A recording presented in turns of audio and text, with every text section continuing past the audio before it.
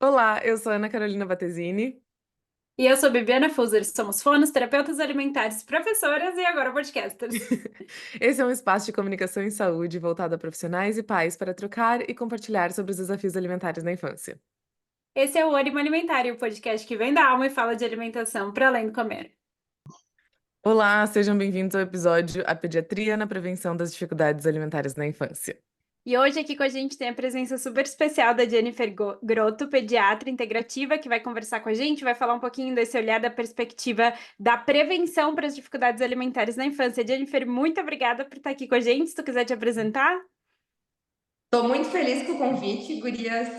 Falar sobre alimentação de crianças, sobre prevenção, sobre promoção à saúde é um foco do meu trabalho. Eu fico muito feliz cada vez que me convidam para falar sobre isso, né? Então, eu sou a Jennifer Grotto, eu sou pediatra e tenho mestrado em promoção à saúde e fiz agora a pós-graduação em pediatria integrativa, né?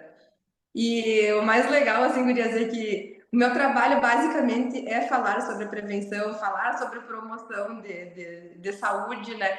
E às vezes as pessoas pensam, ah, pediatra integrativo, né? Acham que isso tem a ver com homeopatia, terapias integrativas, e na verdade nada mais é do que uma pessoa que quer chegar antes da doença, né? Eu ia Então, perguntar isso mesmo por ser um mito, né? Ou também que as pessoas relacionam o integrativo com, por talvez alguns médicos também olharem, terem esse olhar e usar de outras ferramentas, as pessoas linkarem diretamente com o integrativo com alternativas, né? Ou exatamente. complementares. E não necessariamente, né? Então, eu acho que Não isso é legal tu falar, necessariamente. porque não é, as pessoas acabam fazendo essa associação direta e que não é, né, direta. Pode existir, né, a complementação, dependendo do profissional, mas não na formação, não, né? Não. A nossa formação dentro da integrativa ela é basicamente focada em nutrição, em aspectos nutricionais que envolvem a prevenção de doenças, né? Quando a gente fala de crianças, a gente está falando muito do contexto de onde essa criança vem, né? Então, dentro da integrativa tem um enfoque muito legal, é uma coisa que me realiza muito no meu trabalho, que é tratar mães também, né? Então, muitas vezes, as mães já vêm com um hábito alimentar ruim, que precisa ser reconstruído ao longo dessa vida, e às vezes a gente percebe isso no momento da gestação, né? Chega uma gestante pra gente, às vezes com anemia, com outras carências nutricionais, Uhum. né? E que a gente acaba identificando que é uma família que precisa ser vista, né? Quando a gente está falando de prevenção, de promoção à saúde para essa criança, a gente está falando muito na questão de tratar essa mãe, né? Tratar Uhum. essa família. Então, a integrativa ela é muito voltada para a família, para tratar famílias, não o paciente somente. Né? Então, isso eu acho uma realização profissional, porque às vezes a gente pode modificar o curso de uma geração inteira, né? Sim. Não é só o nosso paciente, né? Às vezes é uma família inteira que está sendo modificada para melhor, né? Isso me faz Verdade. pensar muito. A gente fala muito quando a gente está dando curso, enfim, para formando profissionais terapeutas de alimentação. Quando a gente está no processo avaliativo, a gente fala muito de um diagrama que é a criança, a família e o sistema, né? E quando tu vem e traz isso no olhar da prevenção, muito a gente fala. Estamos acostumados a lidar com famílias que chegam já com um problema instalado, mas se a gente conseguir pegar grupos de gestante, grupos de introdução alimentar, escolas, instituições onde a gente consegue fazer um trabalho de prevenção, a gente não pode garantir que nenhum problema, a gente não vai garantir que nenhum problema vai acontecer. Mas a chance de dar certo é muito maior, né? E te Uhum. ouvir falando isso é muito bacana por pensar que essa família ela está recebendo acompanhamento desde do início, literalmente, né? E recebendo o que principalmente é uma informação atualizada, né? Que é uma informação que vai além da questão nutricional, é uma questão relacional, é uma questão de ambiente, é uma questão de estrutura e o quanto isso impacta na formação dessa criança, né? Muito, muito. E uma das coisas que eu sempre falo no meu trabalho, né, é que antes de tratar a criança, eu tenho que tratar o adulto que está com ela, porque às vezes não é só a questão alimentação, nutrição, é a relação que essa pessoa tem com o alimento. Muitas Uhum. vezes o adulto vem com uma relação com o alimento já construída de forma errada. E se eu não for atrás dessa família, tentar corrigir, tentar fazer com que esse adulto se entenda, entenda a sua própria relação com a comida, como eu vou fazer com que ele tente transmitir isso para o seu filho, né? Então, Sim. às vezes, assim, ó, o que eu mais falo no meu dia a dia é comida é comida. Comida não é antidepressivo, comida não é ansiolítico, comida é comida, né? E esse é o principal foco do meu trabalho, demonstrar para esses pais que não é porque eles têm uma alimentação desregrada, que eles descontam ansiedade, descontam sintomas depressivos no alimento, que o filho deles também tem que passar por isso. Então, às vezes, coisas que nos geram sofrimento, como, por exemplo, uma relação inadequada com a comida, eu não quero que o meu filho passe por isso. Então, muitas vezes, um dos focos do meu trabalho é fazer com que esse adulto perceba e essa minha relação com a comida me incomoda. Eu não quero passar isso para o meu filho, né? Então, Uhum. muitas vezes o nosso trabalho é em cima de reflexões, né? De fazer essas pessoas perceberem o que lhes incomoda e tentar não transmitir isso para a geração seguinte, né? Então, eu Sim. vejo muitos pais com que assim, ó, não percebem que a sua relação com a comida não é uma relação harmoniosa. Então, muitas vezes vem com um hábito inadequado e que sabem que lhe faz mal, né? E continuam fazendo isso. Mas não param para pensar nas consequências de longo prazo, não param para pensar na saúde como um todo, né? E às vezes não param para pensar na sua saúde. O que dirá tentar transmitir isso para o outro mesmo, né? Então, eu sempre. Uma das coisas que eu mais falo no meu trabalho, que eu mais falo no meu dia a dia, é vamos construir uma relação saudável com a comida dentro da família inteira. Depois a gente conversa sobre os detalhes. Mas o primeiro de tudo é construir uma relação saudável com a comida para a família inteira, não só para a criança, né? E isso faz muito Sim. sentido Acho... quando a gente pensa, desculpa, Ana, eu só lembrei da habilidade, porque é muito comum a gente receber uma criança que não consegue comer ainda, né? Ou tá com algum atraso motor oral, enfim. E a gente fala para a família, primeiro a gente trata a relação, aí a gente trata a participação, a gente trata esse pertencer ao momento da refeição, para a gente chegar e poder pensar em tratar a habilidade, né? Eu te, Exatamente. eu te interrompi, desculpa, Ana. Não, não tem problema, Bibi, porque o que tu pensou antes e comentou, eu tinha pensado, e agora tu também comentou partes do que eu tinha pensado. Mas enquanto a Jennifer estava falando, eu fui pensando naquela frase: ninguém ensina pais a serem pais, a gente não tem uma escola, a gente não tem um treinamento, ninguém fala as coisas antes. Hoje em dia tem muito curso de gestante, que é como você vai fazer com a criança, mas não como você olhar para dentro de si, curar suas coisas para conseguir passar de outra forma, né? E também estava pensando enquanto, claro, a gente tem essa questão de hábitos e construção, a gente também tem crianças que, tirando a parte dessas crianças que têm uma dificuldade real, que a gente real entre aspas, né, de teve uma questão médica complexa, ficou em UTI, teve questões traumáticas que aconteceram para desenvolver uma dificuldade alimentar ou não, né? Questões motoras, limitantes. Tipo, a gente sabe que do iceberg, quem estuda com a gente ou tá aqui há mais tempo ouvindo, o iceberg da Keitumi, a alimentação é só a pontinha que a gente enxerga de vários pontos que podem estar influenciando, né?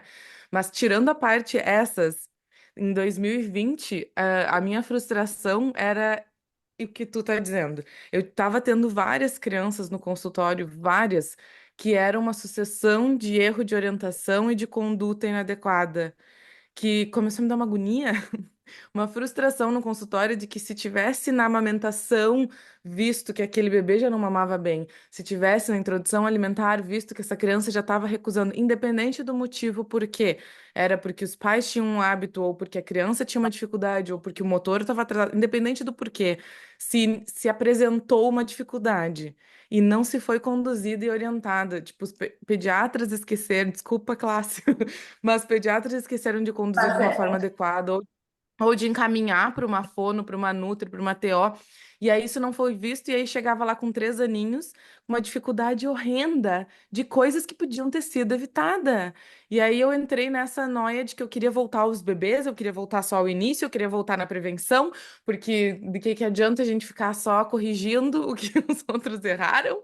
Mas isso foi tipo uns 3 meses da minha vida ali que eu estava super frustrada com essa parte de quero voltar para prevenir. E aí, antes da gente começar, a gente trocou uma ideia, né? E tu falou, não, agora eu nem tenho tantas crianças porque eu tô mais na prevenção. Eu fiquei, nossa.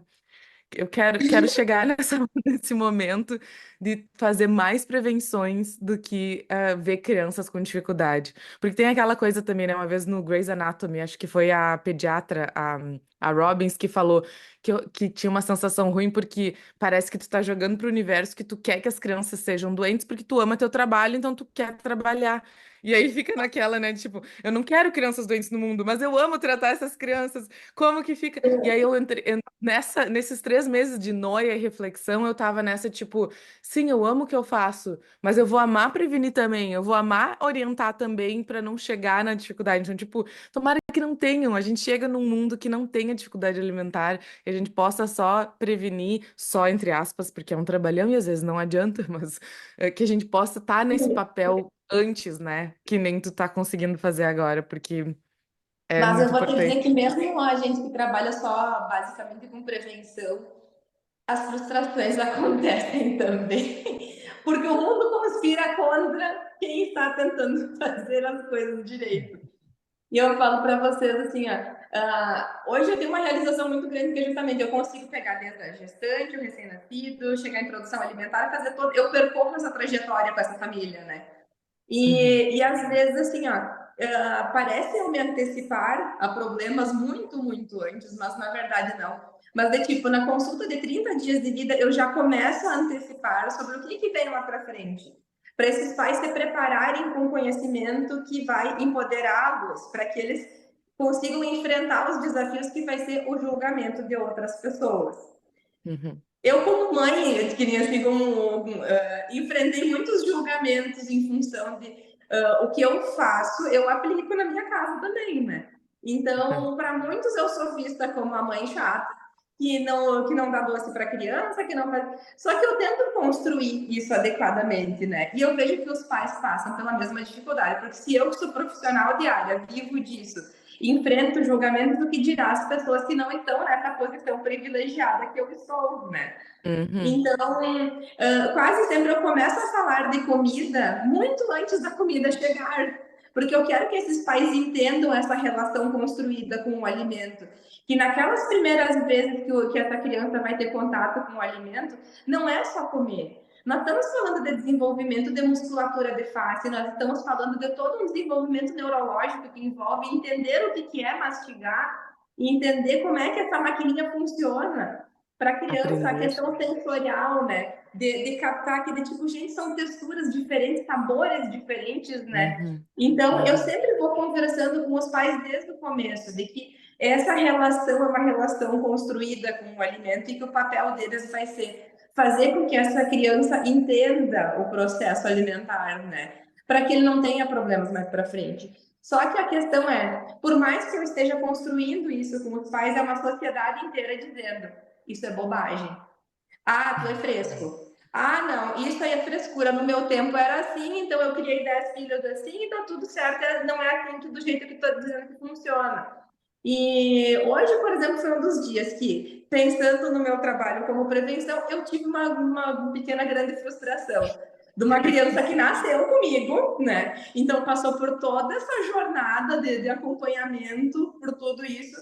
E aí a mãe me disse, eu tive que dar uma chinelada na minha criança. Você já começou a me dar uma remexida por aí, que disse, a chinelada já não me agradou, né? Mas então tá, né? Vamos perguntar, mas por que teve que dar a chinelada na criança? Porque ela derrubou um pacote de salgadinho de propósito. Eu disse, gente, essa criança, tipo, essa criança, eu construí tudo, eu disse, gente, mas ela tem 2 anos, por que um salgadinho ali, né? Ah, as vó não tem como segurar, assim, né? Então, tu vê que assim, ó, por mais que tu venha construindo tudo isso com os pais, o mundo conspira contra, né? Então, às vezes os pais se veem tentando fazer o que é certo, passando por um bombardeio de informações, de internet, de familiares, de tudo, e tá ali no meio tentando fazer o que acha que é certo e que foi orientado pelo profissional, Uhum. né? Então, muitas vezes a gente tem frustrações trabalhando com prevenção também, porque por mais que tu faça uma construção toda bonitinha, muitas vezes o final da linha é o mesmo dos demais, né? Porque é a influência do quadro social que essa criança está envolvida, né? E também Que essa família está envolvida. E eu também vejo, Jennifer, como a questão do que o outro consegue processar de toda essa informação que a gente passou, porque todo mundo é feito de história prévia, né? Uhum. E a gente passa frustrações constantes com profissionais, porque nosso trabalho é formar outros profissionais. E uma coisa que a gente diz, a gente não consegue controlar o que o outro vai aprender, a gente consegue controlar o que a gente pode ensinar. E o que o outro vai aprender. O que ele vai fazer com a informação, Que daí a já não gente sabemos, né? Ou se Exatamente. processou essa informação, né? De chegar e dizer, não, mas eu nunca ouvi isso. E eu, meu Deus, a gente deu no curso, você fez o curso, você tava lá. Quando eu sou próxima da pessoa, eu Como falo, assim? você tava lá, você ouviu, a gente falou, a gente gravou. Como assim você nunca ouviu isso antes, né? Ah, é verdade. Então, a gente perde a gente tem que abrir mão, na verdade, desse controle, né? E uma coisa que eu acho interessante de pensar é, hoje a gente sabe que mais de 90% das pessoas responsáveis pelo processo de alimentação são mães. Então, a mãe vai receber não só a carga materna da alimentação, né? Vai receber toda essa parte de organização, enfim, né? E chega uma hora que essas pessoas que estão dando esses palpites externos são a principal rede de apoio que essa mãe tem. Então, também é uma questão de reduzir as expectativas e fazer o. Bom, eu vou ter que ceder, porque eu não posso entrar em conflito. Aí também tem muitas questões de Exato. autoconhecimento, né? Eu preciso, eu acho que a gente, com a maternidade, a gente vai aprendendo. E agora, ontem a gente foi assistir no cinema Wild Robot. Eu não sei se já tem no Brasil, que é o robô selvagem. Eu acho que Eu tem. já Não, combinei com não a minha saiu filha de aqui ver com ainda. ela no sábado. Ela está Gente, extremamente é ansiosa para ver. sensacional! E uma das frases que o robô fala, ele pergunta para uma mãe gambá, né? E e ele diz: como que eu programo para fazer isso? Como que eu programo ser mãe? É a pergunta do robô. E a mãe começa a rir e fala: a mãe gambá diz: ninguém nasce programado para isso, não existe programa, né? E quando vocês estavam falando, me veio essa frase na cabeça. E o que eu acho muito incrível nesse teu trabalho, na linha de trabalho, né? Integrativo, prevenção, a gente costuma sempre dizer que a alimentação é desde a amamentação. O leite é o primeiro alimento dessa criança, né? Então, esse processo, para conversar com a família sobre esse processo, entender as dores, literalmente, da amamentação, do que significa.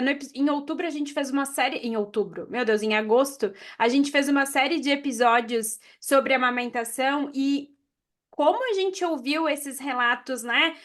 A gente refletiu sobre as expressões faciais nos primeiros dias de vida, o quanto aquilo era significativo para a mãe, para a criança, os desafios, ou o quanto era fácil e que algumas pessoas, por ser fácil, não davam a devida não colocavam, né? A dificuldade num lugar para aquela outra pessoa em questão de empatia, enfim. E aí o teu olhar para todo esse processo, para toda essa caminhada, e mesmo olhando para tudo isso, ainda chega a minha dúvida é, ainda chega aquela criança para ti com 2 anos que passa por dificuldade ou até antes disso? Como é que é essa tua realidade hoje dentro do consultório? Hoje, que nem assim, a minha agenda tem sido basicamente organizada. Hoje, que nem eu só aceito pacientes de tipo o recém-nascido que eu vou acompanhar ao longo de todo o processo. Porque por uma questão que a agenda precisava ser organizada de alguma forma, né? Mas quando eu tinha agenda aberta, eu já tinha muitos problemas maiores. E a questão maior que eu via e que eu ainda vejo isso é a invisibilidade de tudo isso, né? Que muitos colegas de tipo não percebem que desde a amamentação essa criança está dando sinais de que algo não está legal, né? E assim, ó, de tu voltar para uma anamnese, de tu questionar, de tu ver que assim, ó, que os problemas já existiam, só não tinham sido vistos, né? Então, isso para mim é um pouco chocante ainda, sabe? Uma coisa é quando são leigos falando, outra coisa é quando muitos profissionais não procuram se atualizar sobre isso, né?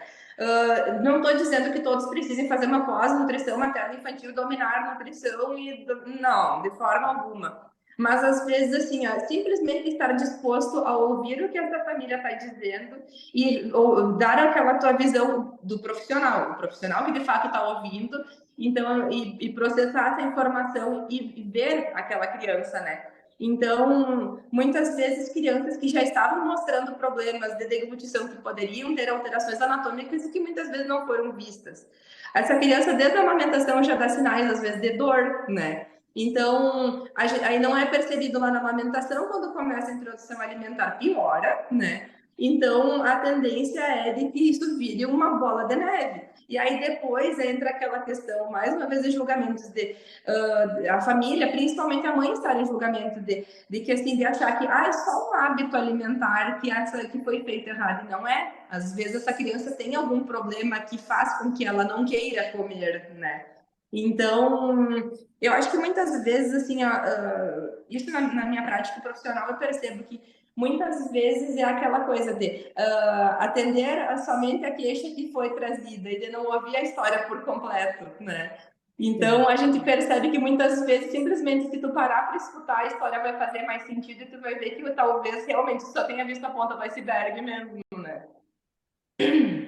Eu Tava fiquei, eu pensando. fiquei presa eu fiquei presa na invisibilidade ali, porque É. todo o teu desenrolar a partir disso, né? E o quanto a gente esses dias conversou com uma gastropediatra também, e a gente estava falando o quanto vocês, enquanto médicos, têm um tempo muitas vezes mais limitado para essas conversas. Vocês precisam direcionar algumas perguntas para poder dar conta de fazer essa avaliação. É que nem tu falou, você não tem que ter uma pós em nutrição materno-infantil, você tem que estar olhando para o desenvolvimento como um todo e fazer as perguntas adequadas sobre, né, de cada etapa e cada momento para conseguir atingir e olhar esse serzinho e essa família toda em desenvolvimento.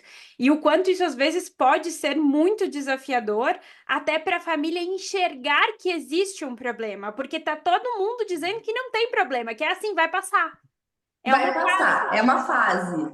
E assim, ó, eu como profissional, eu vejo muito isso assim, ó, as famílias muitas vezes, a mãe é sempre a primeira pessoa que vai enxergar que tem um problema. Ela conhece o filho, né? Ela conhece o filho, ela sabe que algo não está certo. E assim, ó, muitas vezes eu vejo essas mães virem me procurar e a gente já identificar, já falar que existe um problema e essa mãe ser totalmente assim, ignorada pela família, dizer, você está inventando essa história, de tipo, É essa da tua criança tá vivência. tudo certo, né? E ela buscar ajuda e não encontrar retaguarda muitas vezes no ambiente familiar dela. Eu vejo isso com muita frequência em crianças autistas, né?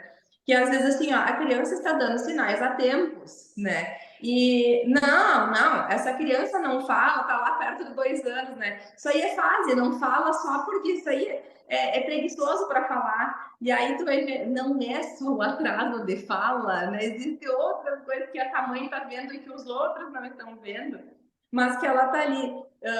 Aí ela vem e nos procura, e quantas vezes essas mães estão numa luta solitária, que elas estão ali Uhum, buscando ajuda para o filho e essa luta dela está sendo subestimada, né? uhum. Então, um desafio muito grande é conscientizar famílias, né? O meu consultório, assim, eu costumo dizer que é portas abertas para a família, tá? Não, eu não quero receber só a mãe, eu fico muito feliz quando vai a avó, quando vai pai, porque assim, ó, quem mais precisa ouvir normalmente não é quem está ali na consulta, né? Aí, quando eu tô chegando perto da consulta de introdução alimentar, por exemplo, né? Eu sempre pergunto para as famílias, quem é que vai participar desse processo? Com quem essa criança vai estar? Ah, ela vai estar com a avó? Chama a avó, que a avó é bem-vinda na consulta para ouvir o que eu tenho para dizer, né? E muitas vezes, mesmo sendo convidados, esses familiares não vão, né? Então, essas mães têm uma luta muito solitária. Elas, às vezes, de fato, assim, elas identificaram o problema, elas procuram o profissional e muitas vezes o profissional também não está vendo.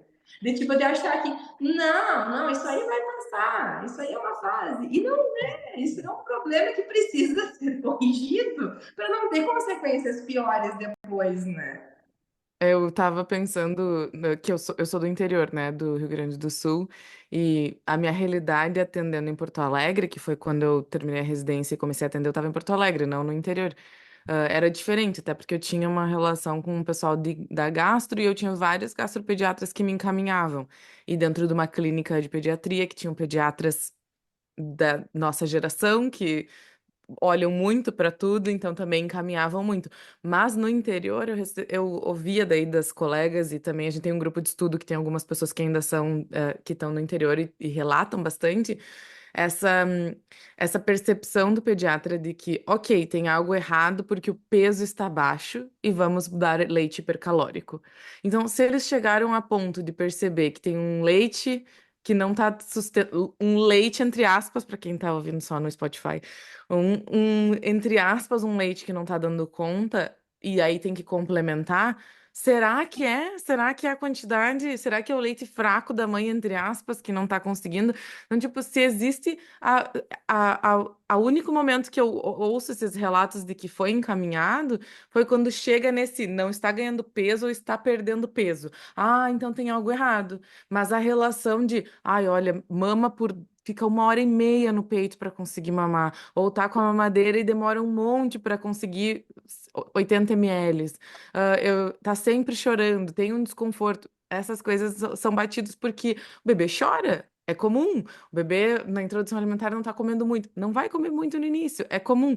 Mas aí eu vejo se existem, e acho que assim, já que tu é pediatra e talvez tu passe esse podcast para mais, esse episódio para mais gente, pediatras em formação ou no início, se vocês veem um relato dos pais, de uma dificuldade, não esperem não ter peso, não esperem perder peso, porque nesse momento que está perdendo peso já está instalada a dificuldade.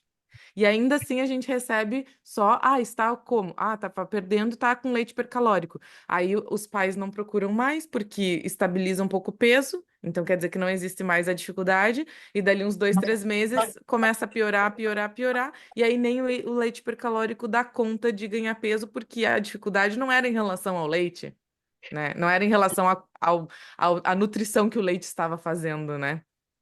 E tem uma máxima da pediatria, que a criança não é um ponto no gráfico, né? Então, assim, ó, a gente tem que ser muito criterioso da forma como a gente interpreta os gráficos, né?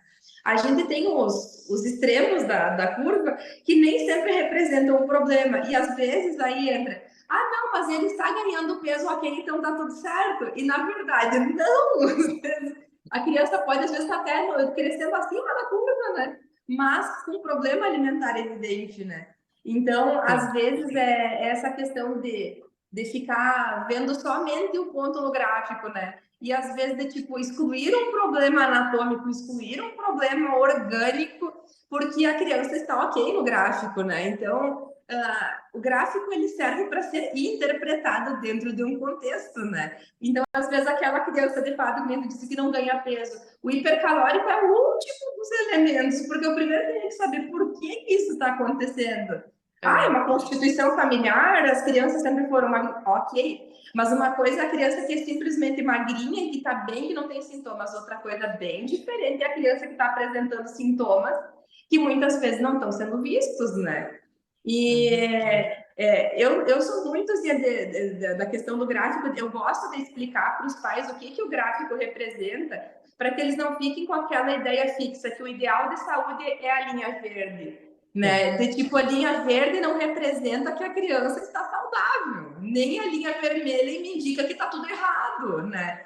Então, às Uhum. vezes, é justamente essa interpretação. Tá na linha verde do gráfico? Ok, né? Então, que bom que está na linha verde do gráfico, mas tem sintomas que me geram preocupação, ser um ponto verde no gráfico não importa, né? É Então, tudo mais um isso dentro de um marcador, né? Não o contexto, né? principal. É. E também E pensando nas crianças maiores que estão num quadro de seletividade, elas geralmente não vão ter baixo peso e não vão estar perdendo peso e vão estar com um quadro de seletividade indo para um distúrbio. Até o livro da Marcia é um menininho bem gordinho na frente do livro, dizendo aham.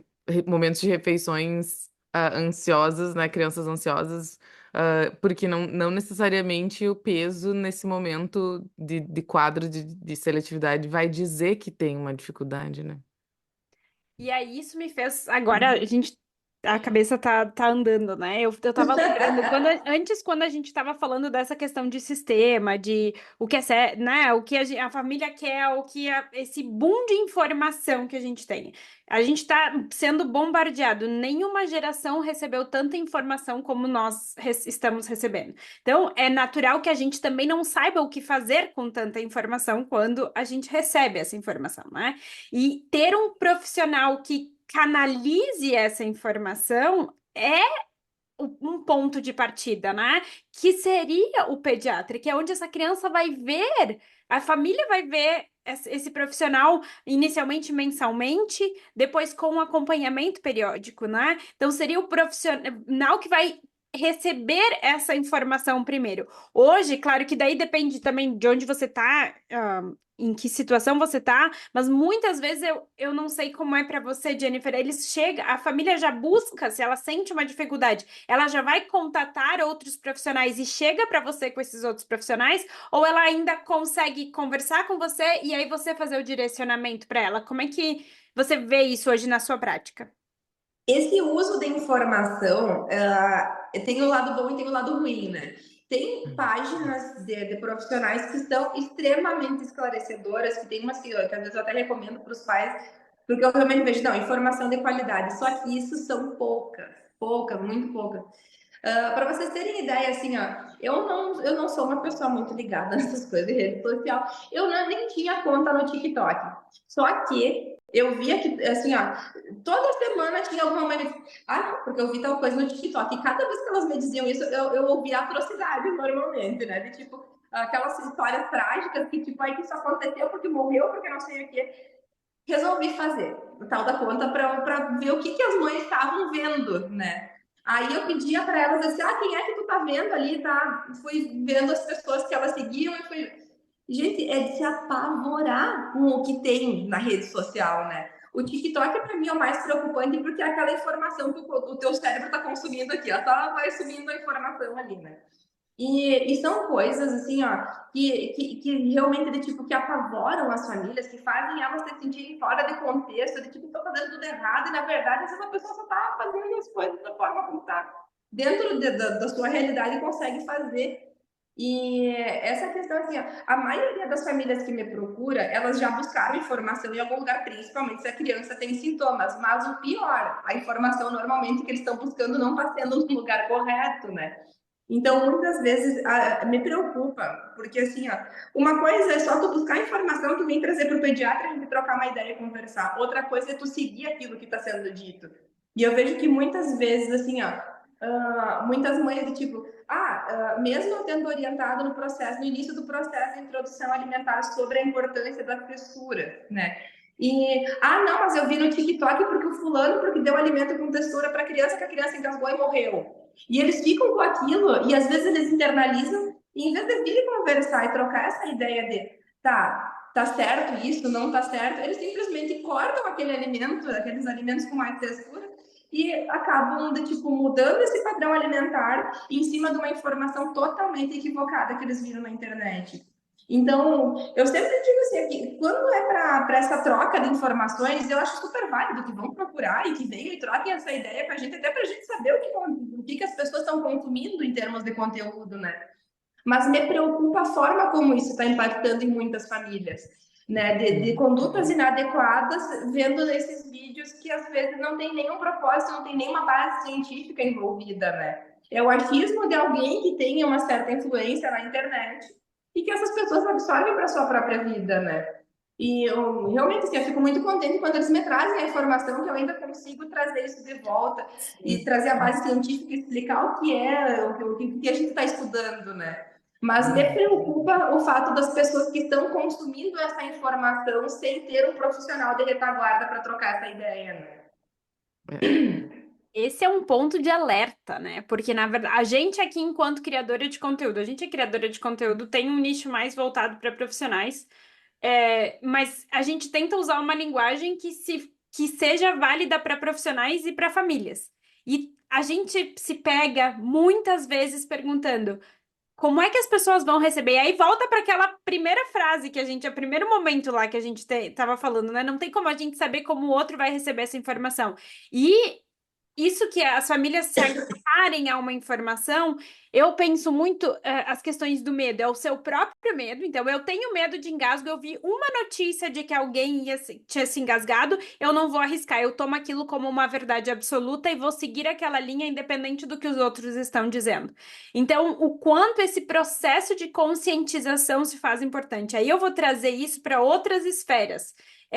O quanto a gente tem área de atuação, nós profissionais da área da saúde, profissionais do desenvolvimento, o quanto a gente tem área de atuação em escola, que tem bebês desde berçário, o quanto a gente tem área de atuação em unidade básica de saúde, em trabalho de prevenção, em promoção de saúde, em conversa de reunião de equipe, em conversa de reunião comunitária do bairro, o quanto se pode fazer, às vezes começar até como uma estratégia no condomínio que mora, no apartamento que mora, no prédio que mora, tem uma reunião mensal, tem um monte de criança, tem a área infantil. Será que a gente pode falar sobre isso?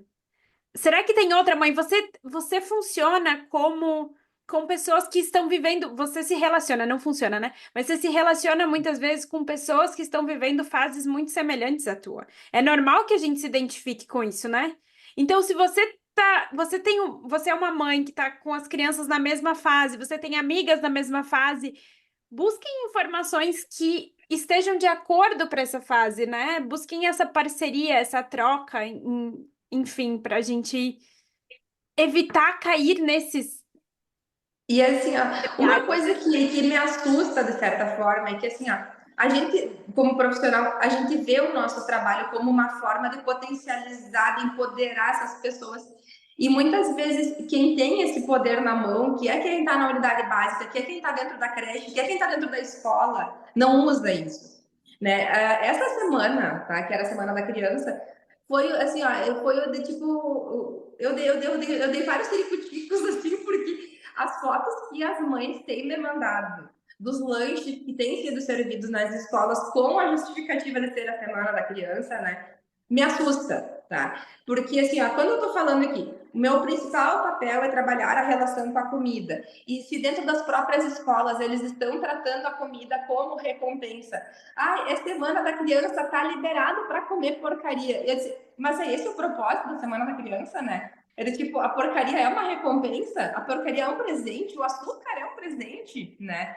E essa semana, assim, eu vou dizer para vocês que foi, para mim, foi até um pouco chocante, assim, sabe? Porque as mães, elas tiram as fotos que elas pegam e printam a tela ali do que é mandado nas escolinhas dos filhos, nas escolas das crianças maiores, né? E me mandam foto, e às vezes eu fico até pensando assim, não pode ser real, né? De tipo, e assim tu percebe que sim, é bem real e acontece em todo lugar. Muitas vezes, assim, ó, o meu pensamento aqui, quem tem o poder de intervenção tem que usar. Então, assim, ó, tu tá na escola contrata uma nutricionista para a escola. Essa nutricionista tem que tentar trabalhar para construir um hábito saudável para essa criança levar esse hábito saudável para dentro de casa e não o contrário. Porque às vezes essas mães que acompanham comigo dizem: ah, Pedro disse que não é para dar isso para o meu filho, né? E elas vêm e me trazem o discurso que a escola traz de volta, que é: ah, mas os filhos dos outros comem, os coleguinhas deles comem isso e trazem isso para o lanche. E assim, então eu vejo que assim, há muitas vezes locais que poderiam ser potencializadores dessa informação acabam cedendo a essa pressão do meio de que a porcaria tá legal, que tá tudo certo, que pode estar dentro do lanche e perdem uma oportunidade incrível de conseguir modificar o curso de uma turma inteira de alunos. Às vezes a questão de fazer oficinas alimentares em escolas para que as crianças tenham contato com alimentos que elas não costumam ter em casa, né? Às vezes essa criança, se tu faz esse tipo promove esse tipo de oficinas, por exemplo, na escola, às vezes a criança vem de pais que são seletivos em função de toda uma construção de um hábito alimentar ruim, que não comem verdura, que essa criança trabalhou na escola, o manuseio da verdura achou interessante e está pedindo para comer em casa. Então, olha que Uhum. legal, que oportunidade, né? E eu tô Sim. vendo que, assim, há muitas vezes é o contrário. Os bons hábitos têm sido condenados e os maus hábitos têm sido só colocados porque é mais fácil, né? É muito mais fácil tu concordar com tudo e fazer com que isso siga, né? Do que tu dizer, não, aqui nós vamos trabalhar de forma diferente, nós vamos construir um hábito legal para essa criança levar para casa, né? Uhum. Então, eu vejo que assim, ó, muitas mães hoje têm essa preocupação, porque muitas vezes elas querem levar isso para os ambientes onde elas estão, mas muitas vezes também acabam não sendo ouvidas nesse sentido também, né? Eu acho complexo isso tudo, até porque, como vem há muito tempo, essas crenças e esses hábitos e essas questões que são de sociedade mais do que cada indivíduo, é mais difícil modificar tudo, mas acho que uma chave que seria para poder começar a virar a forma é esse juízo de valor em cima de, né? Então, claro, faz parte das crianças, da maioria, ainda mais se a gente for pensar em questões de informação, acesso e estrutura, né, de famílias e dependendo de bairro, escolas e tudo mais. Se a gente pensar nesse nível mais maior, assim, às vezes o acesso é àquela comida que é um industrializado e que é um doce, e sim, vai ter colegas que vão ter. Mas aí, claro que não dá para trocar completamente de uma hora para outra, ainda mais se existem muitas crianças que levam industrializados, às vezes porque esse é o acesso que tem também, né? Mas daí jogar o valor em cima, que é o que tá no controle deles, porque a gente não tem controle que cada família tem acesso, que cada criança vai trazer quando a escola deixa trazerem os lanches, né? Isso não tem como controlar. Mas aí dizer que o doce é um prêmio e dizer que o doce é a porcaria, ou dizer que agora tá liberado, então uhul. Isso sim é controlável. Isso sim é uma coisa que eles podem mensurar e ser comedido na forma de dizer, né? Porque às vezes não tem como mudar completamente. Sim, vai ter crianças que até não vão ter como comer outras coisas, que se elas estão num distúrbio alimentar pediátrico já, numa questão maior, elas, às vezes, o alimento preferido e de segurança e que vai sustentar um pouco ali na escola vai ser um industrializado. E ok, que nem tu falou no início, né? Comida é comida. Agora, a gente colocar o valor em cima de que esse alimento é um prêmio, esse alimento é uma porcaria, esse alimento é do lixo. Isso o adulto faz, né? Aquelas pessoas que fazem bastante dietas e dietas dizem o dia do lixo. E aí, essa parte é super, eu acho que é super ajustável. É uma coisa que a gente conseguiria, com Enganosa, né? conscientização, até pra gente modificar. Enquanto que em sistema, às vezes, eu entendo o pessoal da ponta. Eu trabalhei fui concursada de um lugar menor ali perto de Porto Alegre. Não era, a gente não trabalhava principalmente as questões de alimentação, era mais fala e aprendizagem, linguagem. Mas, assim, a exaustão do servidor público na ponta é mais, eu acho difícil deles conseguirem modificar coisas, né? E eu sei que não era isso que eu estava falando em questões menores, mas aí entra num ponto assim tão maior, mas que eu acho que o julgamento e como a gente fala sobre sim, isso dá para modificar, isso dá para a gente controlar, isso Completamente. dá para a gente formando outros profissionais, vocês pediatras, enquanto classe, conversando, a gente, as nutricionistas dentro da escola, que fono não tá muito dentro da escola, né? Quando a gente tá, é uma Infelizmente. questão de aprendizagem, não é uma questão de alimentação. A gente não é chamada por questões de alimentação em escola, é muito difícil. Ainda, ainda, Ainda quem não é sabe, chamado, temos essa ainda é esperança. muito difícil. A gente vai, marca as reuniões em particular e como indivíduos profissionais, a gente faz isso de tentar fazer esse contato, ver qual é a modificação que pode ser feita, mas a gente não tá lá dentro que nem nutre, né? Então, tipo, isso que tu falou é muito importante, porque existem formas, existem coisas que ainda é muito fora da nossa realidade conseguir.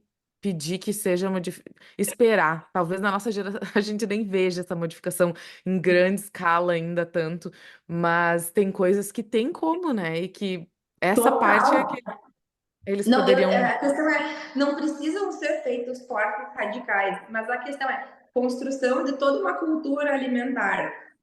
Então, isso é que nem assim, ó, várias mães me mandando foto de lanchinho com bala de goma, marshmallow, torta com coberturas. Então, assim, a criança faz aquela associação de tipo, o dia da criança é isso, então para comemorar É, eu preciso comer o sim, açúcar, né? E uma das coisas que eu sempre falo para essas mães é tipo de tentar não usar a comida como recompensa ou como motivo de alegria por qualquer coisa que seja, né? Então, assim, nós vamos fazer festinha, tem que ter porcaria. Calma, peraí, né? Tipo, vamos. Então, assim, essa associação da porcaria com algo positivo, né? De achar que a criança vai ficar feliz da vida porque vai em tal lugar, porque tal lugar tem porcaria. Mas quem é que construiu essa ideia na cabecinha dela, né? De de que que aquilo tem de, tipo, é porcaria. algo positivo, né? Que, não, se não tiver, não vai, a festa não vai ser legal, né? Sim. Então, é muito essa questão que o que eu penso sobre a escola, as creches, é muito assim, tentar adaptar dentro daquilo que é possível, né? Mas o hábito Uhum. alimentar em si. Então, de construir as boas relações com o alimento, né? Que a criança tenha contato com os alimentos. Então, muitas vezes aquela criança que, digamos que entrar numa situação socioeconômica não tão favorável, às vezes a escola vai ser o único lugar onde ela vai ter uma refeição saudável, né? Uhum. É Então, verdade. olha que baita intervenção é possível fazer se tem boa vontade de fazer também, né? Então, às vezes a gente muitas vezes vê essa questão de, não, libera o industrializado, é melhor trazer um saco de bolacha para a escola, que é mais prático, do que ali tu tá ensinando a fazer um bolinho sem açúcar para as crianças, aquela coisa toda. De tipo, a questão é, muitas vezes a gente não tá falando de custo, porque você vai ver, nem toda receita de tipo saudável é mais cara. Às vezes a questão é onde é que tu tá procurando, né? Então, É, muitas vezes é. tu consegue fazer receitas saudáveis, adequadas, com um valor tipo semelhante ao valor do industrializado, desde que tu se empenhe em entender e fazer, né? Então, às vezes, a questão do ser saudável envolve trabalho, né? Então, assim, dá trabalho muitas vezes tu ir lá pesquisar uma receita, procurar, ver o que se ajeita melhor, mas é um trabalho que se colhe frutos depois, né? Sim. Então, eu sempre falo para os pais dos meus pacientes, eu digo para eles que sejam os pais chatos, não é feio ser um pai chato, mas feio é tu deixar as outras pessoas tomarem uma decisão por ti. Então, muitas Uhum. vezes a questão é assim, tu é o cara chato, tu é o pai chato que vai lá reclamar. Sim, tu é o pai chato que vai lá reclamar, porque dar porcaria ou não dar é uma escolha tua em relação ao teu filho. Ninguém deve tomar essa decisão por ti. Não é a escola, não é tio, não é o vizinho, não é o caixa do mercado que oferece bala. Cada vez que eu vou no mercado, tem alguém no caixa para fazer um agrado para minha filha que vem e oferece uma bala. Eu tenho vontade de pegar a bala e jogar no chão, assim, né? Isso não faz, querida. Mas é muito comum, é uma prática essa questão da recompensa, né? De achar que, tipo, olha que docinho, que legal, né? De tipo, e não é assim, né?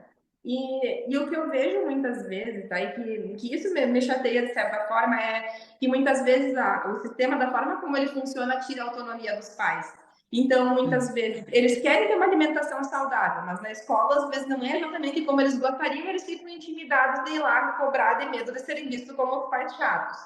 Aí, eles, às vezes, precisam de uma tia, da babá ou de qualquer pessoa que seja rede de apoio. E eles ficam intimidados de ir lá e falar eu não gostaria que tu desse isso para o meu filho comer, né? E sendo porque eles têm medo de perder aquele apoio se acabarem entrando em conflito por esse motivo, né? Uhum. Então, muitas vezes eu vejo pais com boas intenções de querer fazer algo de melhor, querer que o seu filho tenha um hábito alimentar melhor do que o que eles tiveram, só que eles enfrentam muito isso de que julgamentos eu vou receber, vou ser visto como chato, e eu muitas vezes falo para os pais, né, que a minha vida social acabou se restringindo um pouco, porque depois que tu começa a falar sobre nutrição, falar sobre comida, às vezes as pessoas não querem te convidar mais para ir nesses lugares para comer. E eu digo, mas eu não faço julgamento, eu não julgo, né? Assim, né? Do tipo, julgo internamente, mas guardo para mim, aquela coisa toda. Mas muitas vezes a pessoa que tem bons hábitos acaba se excluindo socialmente porque parece que a comida sempre é recompensa. Né? Então, assim, ó, um adulto, o meu médico até, aí eu vou contar um pouco da minha história com a nutrição. Eu acabei indo para esse lado do estudo por causa da minha própria saúde, gurias. Eu tenho psoríase, então, como doença autoimune, ela acaba sendo todo o mecanismo envolvido em cima da inflamação. E eu Uhum. sempre fui tratada pelos outros colegas médicos com medicações. Nunca ninguém tinha olhado para essa questão de, tá, mas a inflamação vem da onde, né? E Sim. aí eu procurei o colega médico que ele resolveu o meu problema. Eu hoje estou zerada de medicação, simplesmente tratando adequadamente a minha própria alimentação, né? Então, muitas vezes, assim, eu vou para os lugares, né? E eu digo, não, eu não quero comer isso, né? As pessoas falam muitas vezes assim, de tipo, ai, que frescura, que bobagem. Não sabem o que é a coceira das lesões da psoríase e o que eu faço cada vez que eu resolvo botar o pé na jaca e comer o que eu não devo, né? E esses dias o meu médico até ele fez um vídeo em que ele falava sobre a questão de qual seria o pior vício. E aí ele falou, com certeza é o açúcar. E aí perguntaram para ele por quê, né? E ele disse que é a questão da exposição. Porque se tu é uma pessoa que é viciada em álcool, tu vai para os lugares e ninguém vai te oferecer bebida de álcool, porque já sabem que tu tá lutando contra esse vício. Da mesma forma, tu é viciado em drogas ilícitas, né? As pessoas não vão te oferecer a droga ilícita ali sabendo da tua luta para se livrar daquele vício. Deixa eu comer açúcar para ver, né? Então, às vezes, assim, muitas pessoas querem se livrar do vício do açúcar, chegam em qualquer lugar, come aqui um docinho, tu vai fazer desfeita e não vai comer, né? E a gente tem que fazer isso com adultos, o que dirá com as coitadas Sim, das crianças, né? Então, sim. a questão dessa relação com os alimentos e da forma como socialmente a gente acaba se comportando é complexo, né? Porque muitas vezes a pessoa que quer fazer o que é correto para o seu filho, que quer ter um hábito correto, está na linha de tiro dos julgamentos e também está se colocando nessa posição de exclusão, porque muitas vezes tu é fresco, isso aí é bobagem, isso aí não... E acaba que tu tá só tentando fazer o que é correto, né? Aham. Eu vou pegar É, esse gancho, Jennifer. Eu sei que a gente já aí passou o tempo um pouco, mas eu vou pegar esse gancho. Tem duas coisas que eu quero comentar, mas um dos ganchos que tu tá falando da tua questão, por exemplo, da psoríase. Você que tá dizendo para eu comer, você não sabe o que significa. Eu vou trazer esse gancho para as crianças que têm dificuldade. Para aquelas crianças que não conseguem comer o que é adequado nutricionalmente, porque apresentam uma dificuldade, o quanto também é importante a gente ter esse olhar é, do que tem por detrás daquela criança que, infelizmente, naquele momento só consegue comer o nugget e a batata frita, porque é o que ela tolera, seja sensorialmente, seja gástrico, seja tamanho de porção, seja mordida, a gente não sabe o que tem por detrás daquilo. E o quanto essa família também acaba sofrendo. Claro que a gente está falando de majoritariamente de crianças de desenvolvimento típico, mas 25% das crianças do desenvolvimento típico talvez vão enfrentar uma dificuldade por N fatores que a gente não sabe. Então, o quanto é desafiador também para essas famílias que passam por essa dificuldade lidarem com esse sistema que é 8 ou 80, ou é aquele que acaba tem que cortar o açúcar drasticamente ou vive no mundo do açúcar. E o quanto a gente está constantemente tentando trazer esse respiro do comida é comida, a tua primeira frase. Comida é comida, vamos tentar viver no equilíbrio, vamos tentar buscar. E aí me fez lembrar, enquanto a gente estava conversando, que estamos nos aproximando do Halloween. E essa é uma reflexão constante que a gente traz, tanto na época do Halloween quanto na época da Páscoa. Vão ter doces. A gente tem que entender o que que a gente vai fazer com ele, quais são as estratégias. Famílias que não querem doce, que os seus filhos comam doce, vocês vão ter que traçar algumas estratégias antecipadamente, seja com a escola, seja com o condomínio, porque senão esse discurso vai se repetir. E aí, ao mesmo tempo que os pais, a família, a sociedade está dizendo é porcaria, estão oferecendo. E aí, toda vez que a criança come, alguém vai lá e diz é porcaria. a criança entende que o que ela tá comendo é porcaria. E aí vai ter aquela fase que ela vai querer provocar e ela vai ficar pedindo porcaria, ou vai ter aquela fase que ela vai dizer, nossa, mas é porcaria, mas o meu coleguinha come porcaria, então... E todas aquelas associações que estão acontecendo. Então, a gente vai se aproximar. Estamos no mês das crianças e estamos no mês do Halloween. A incidência, a exposição ao açúcar vai ser grande. Como que a gente vai se comportar frente a isso? Enquanto instituição, enquanto seja escola, seja, enfim, consultórios, família, como você vai se comportar em relação a isso? Então, acho que pensar em algumas estratégias é muito importante e entender que, ok, se hoje vai ser o dia do Halloween, vocês vão pegar doces, a gente vai combinar que você vai comer 3 pirulitos, vai comer. Ok, esse vai ser o nosso combinado.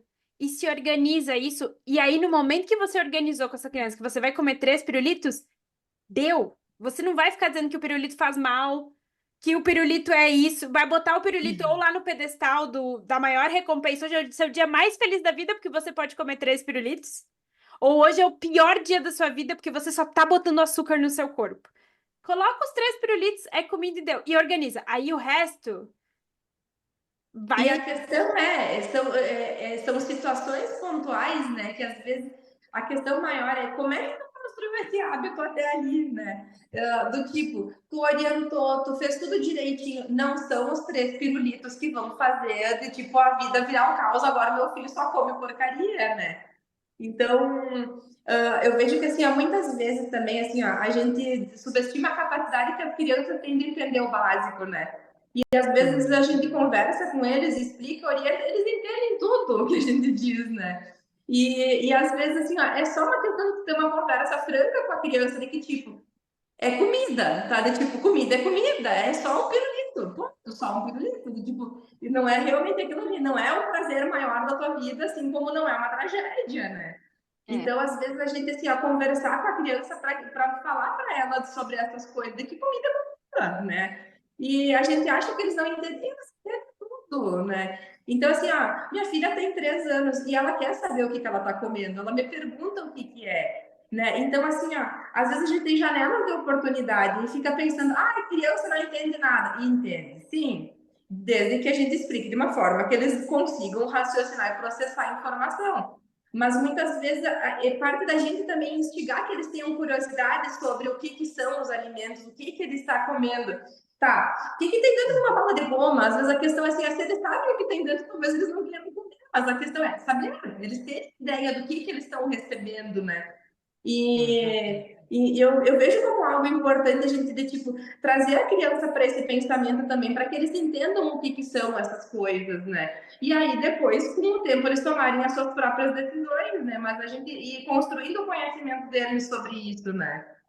Isso, isso que tu falou, Com certeza. eu prometo que eu vou me encaminhar para o final. Mas isso que tu falou da exposição, só pensando, né? Isso, inclusive, a gente fala quando a gente está fazendo o planejamento de terapia, a importância de ter exposição para diferentes alimentos, enfim, exposição com objetivo, com guiado e tudo mais.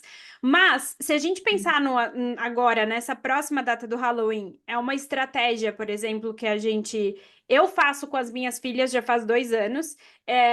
Quando tem o Halloween, elas passam em todas as casas. Aqui nos Estados Unidos é um absurdo o Halloween, completamente diferente do que é no Brasil. Então, assim, realmente são quantidades absurdas de doces de todos os tipos e todas as formas. Então, o que a gente faz de combinado? Elas buscam o Halloween, a gente faz um witch switch, que é a gente vai enviar os doces para bruxa, porque a gente usa a imaginação. Assim como a gente tem lá no dia do Papai Noel, Papai Noel dá uma mordida no cookie, toma um gole do leite, porque ele veio. Enfim, cada família também tem as suas questões culturais, tem quem acredite, tem quem não acredite. Mas uma ideia para se fazer é: vamos combinar que essa criança não precisa estar exposta a todos esses doces depois do Halloween. Ela seleciona alguns que ela mais gosta e tem autonomia. Eu quero esse pirulito, eu quero que. Por mais que você não goste, que você ache que não é interessante, ela tem liberdade, porque é autonomia, porque ela participou desse processo. E aí ela escolhe alguns Uhum. e os demais vão pro saco que vai pra vassoura da bruxa que vai voar pro próximo Halloween. E aí você decide o que você vai fazer com esse. Eu levo no mercado aqui onde tem uma caixa de doação, você coloca lá para os adultos, para os funcionários comerem aquele doce. Então existem estratégias que a gente pode pensar sem demonizar. O É, doce ele pode sair de boa, sendo, ok, eu volto no próximo Halloween, porque eu volto no, sei lá, volto numa outra semana, mas assim, numa boa, né? Uma das É, brincadeiras que eu falo é que assim, ó, o objetivo quando a gente fala em nutrição saudável não é criar ETs, aquela criança que se sente fora de contexto nessas situações, né? Então, uhum, a gente tem muitas vezes que fazer concessões, por mais que não seja confortável pra gente. Às vezes, que nem a tia, pra ti talvez não seja confortável ver elas pegando aqueles sacos da doce, daquelas coisas. Mas é a questão, né? Tá, mas eu vou excluir elas disso, elas vão ver todos os coleguinhas fazer isso e elas vão saber que só elas não podem. Né? Então, é, o objetivo muitas vezes não é que a gente crie os ETs que se sintam fora de contexto simplesmente por causa de comida, né? Então, muitas vezes a gente vai fazer concessões, mas de fato a gente tem que pensar numa forma de trabalhar e trazer a criança para esse raciocínio mesmo, né? Que seja mandar para bruxa, né? Que seja mandar para o Papai Noel, que quer que seja, né? Aí Mas você, tu colocar um limitador, né? De tipo, ó, o nosso limite é esse aqui, tu vai escolher esse aqui, o resto vai, né? é Então, um, eles participaram do processo, né? É um momento de aprendizagem que nem qualquer outro, porque quando a gente é adulto, se a gente comprar uma caixa de bombom, porque veio alguém jantar e a gente quer dar um bombom, eu que não faço as sobremesas maravilhosas que a Bibiana faz, eu compraria uma caixa de bombom. Mas se não, a gente faria a sobremesa. Aí eu vou o quê? Comer toda a caixa depois que as pessoas saíram? Como adulta, eu também vou ter que pensar, eu gosto de doce, mas eu vou comer todos num dia ou eu vou racionar e vou deixar para quando me der uma vontade de um doce? Quando me der, claro, se a gente comer um pouquinho todo dia, a gente vai estar viciando no açúcar, né? Mas isso à parte, a criança também aprende, eu tenho esse monte, eu gosto, eu vou comer tudo numa vez só, ou eu vou guardar um pouco para depois, eu vou guardar para outro momento. Não porque eu não posso, porque é proibido, mas porque é uma harmonia e um equilíbrio da vida, né? A gente não comer tudo, vai me dar dor de barriga se eu comer o saco inteiro, vai me dar, né? A criança vai passar mal, ela não tem essa noção de causa e consequência, então é mais um momento de aprendizagem de medir as coisas, de tipo, vamos guardar um pouco para outro momento, porque vai passar mal, alguma coisa assim. e essa Mas é. questão do equilíbrio, né? Porque eu gosto de pensar, a Ana sempre diz, vamos dar exemplos reais da gente para as pessoas entenderem. Então, eu gosto de dizer para as famílias, por exemplo, que a gente fala de variedade. Quanto mais variedade a criança consumir de vários alimentos, melhor. Então, se a minha filha comer só brócolis no almoço, por mais que o brócolis seja saudável, isso não é nutricionalmente adequado. Então, pensar, não é porque o brócolis é saudável, não, ele precisa compor algo saudável, né? Então, buscar por Uhum. esse equilíbrio, enfim. Mas, Jennifer, assim, sem palavras para agradecer teu tempo, a tua disponibilidade, Ai, gente, eu fiquei ter muito feliz. essas reflexões, que elas possam chegar a quem está precisando ouvir e que possam se espalhar por aí, porque eu acho que o teu trabalho de prevenção, ele é lindamente conduzido, a gente já falou isso em outros momentos, né? E o nosso sonho de vida é chegar num momento onde a gente vai estar lá na parte de prevenção. Escolas, chamem fonos, chamem terapeutas de Nossa, alimentação para a gente poder falar com profissionais, a gente não precisa estar dentro da escola, a gente pode orientar sobre práticas responsivas. Então, considerem esse trabalho para o olhar da prevenção, não só lá para lidar com problema, apagar incêndio, enfim, todas essas questões. Então, muito, muito obrigada pelo teu tempo, pela tua muito disponibilidade, pela tua obrigada. energia, por tudo. Eu agradeço o convite, eu quero agradecer realmente assim por essa oportunidade de estar conversando e parabenizar vocês pelo trabalho, gurias, porque assim, ó, falar sobre um tema tão complexo de uma forma que as pessoas entendam é realmente um desafio hercúleo, né? Então, assim, eu admiro muito o trabalho de vocês assim, ó, eu tenho recomendado para muitas mães que sigam vocês para entenderem isso, né? Então, assim, agradeço muito a oportunidade de estar aqui conversando e parabéns pelo trabalho de vocês, assim, sensacional. Ah, muito obrigada. É um A prazer.